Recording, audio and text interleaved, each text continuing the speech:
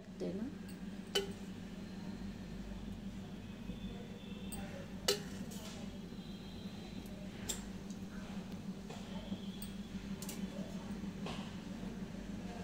तीन आणि थोडं 3 पळे तेल. मोहरीच टाकते का? हां. फक्त टोमॅटोला? काही भाज्यांना नुसती मोहरी, तर काही हिंग. भाज्यांना हे जिरं आणि डाळी बिळी कडधान्य तेव्हा ते जिरं. मग आता फक्त ते टोमॅटो हे म्हणून तुम्ही काय फक्त ते मोहरीच हे टाकलं ना, जिरं नाही टाकलं? दोनच. हे 2 कांदे ना. आता हे तडतडल्यानंतर टाकणार मोहरी. हे बटाटा किती आहेत? 2 बटाटे आहेत ना. सालं फक्त काहीतरी ती पील केली आहे आणि कट केलेलं आहे. सालं काढून उकडलेलं वगैरे नाही आहे काय? याला काही उकडलेलं नाही टाकत.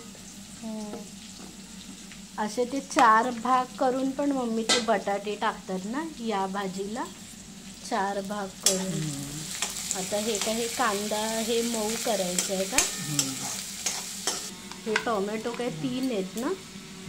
हे मोठे मोठेच ठेवायचे ना असे, म्हणजे 4. आणि हे बटाटे पण ते तसेच ठेवले तरी चालतात. 2 भाग करून असे 4 म्हणजे साधारण मम्मी ते कोंबवायचं ना कांदा. कोंबल्या. आता काय बटाटे 2, टोमॅटो 3.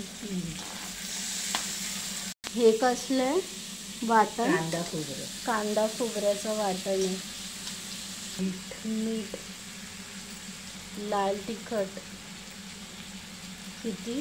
2 चम्मच, 1.5 चम्मच. हळद अर्धा.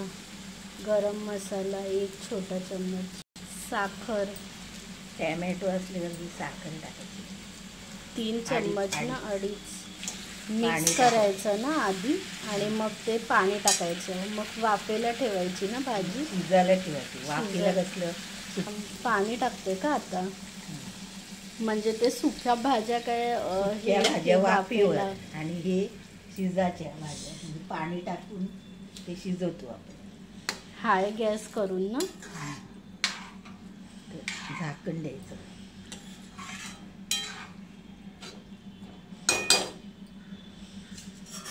किती मिनिट? आता काय हे ठेवते ना शिजवायची भाज्या. हे किती मिनिटं? झाकण ठेवते.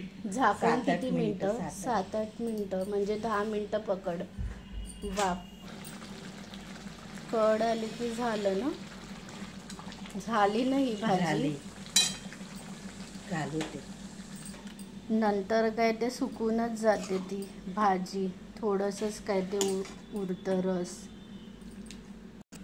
झाली भाजी.